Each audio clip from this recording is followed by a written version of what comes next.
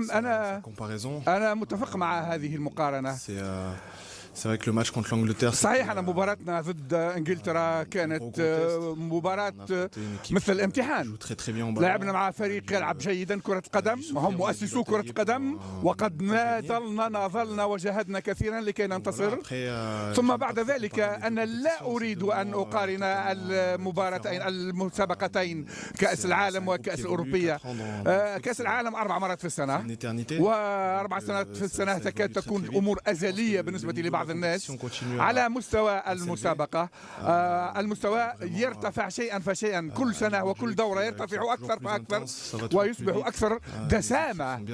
الفرق كلها في مواقعها. على المستوى التكتيكي ليس هنالك أخطاء كثيرة، والمستوى يرتفع شيئا فشيئا مثل ما قلت لك الآن.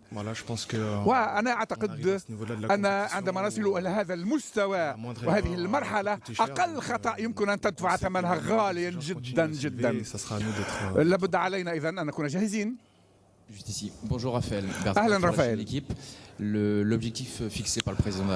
الهدف الأساسي لفرنسا هو نصف النهائي. وصلتم لنصف النهائي، إذن الآن نحن ننظر إلى أبعد شيئا ما.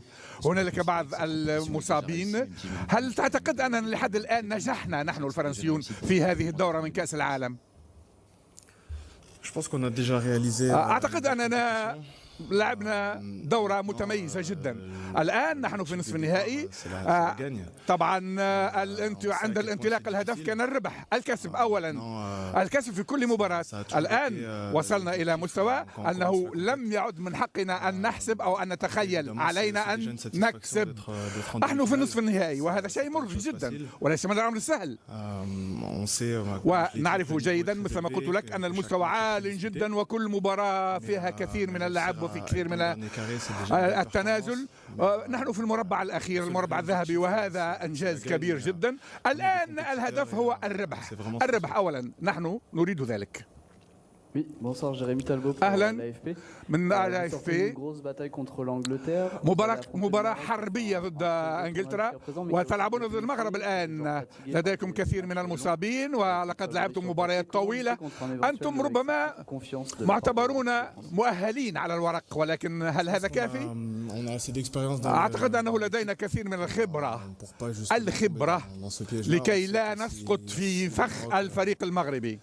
الفريق المغربي وصل إلى هذا الحد ليس بالصدفة. الفريق فريق يدافع جيد جدا، يدافع دفاعا مستميتا. ستكون مباراة قوية وصعبة، وعلينا نحن لاعبو الخبرة أن نجهز أصدقائنا لمحاربة أخرى، لحرب جديدة.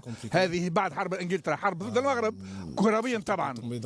ومثل ما قلت لك لابد أن نسقط في فخ السهولة. هذا نصف نهائي كأس عالم، نصف نهائي كأس عالم. لابد أن تعطي كل ما عندك وأن تجاهد حتى النهاية لكي تكسب هذا المكان في النهائي. لابد أن تكون ممتاز. أهلا رافائيل.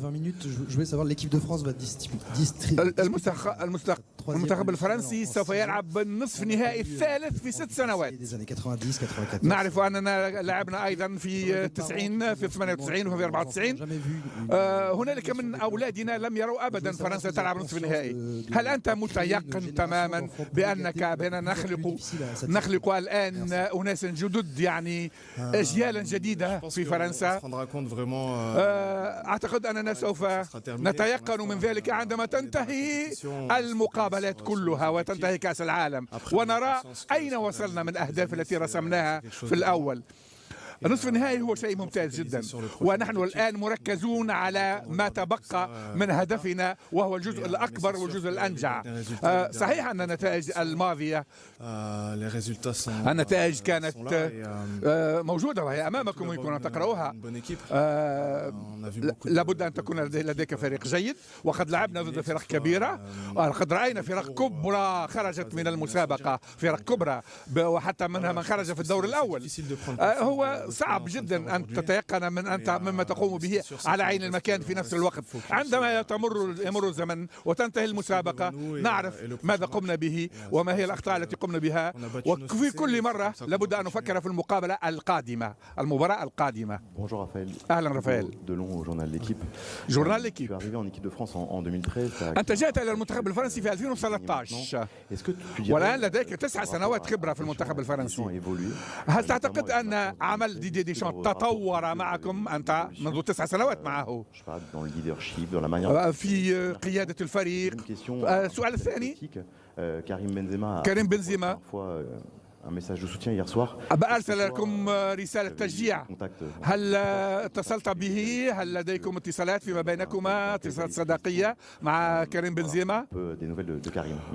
شكرا. أولا أنا بدأت 2013 صحيح، ولكن بدأت من 2012 الانتماء للمنتخب الفرنسي.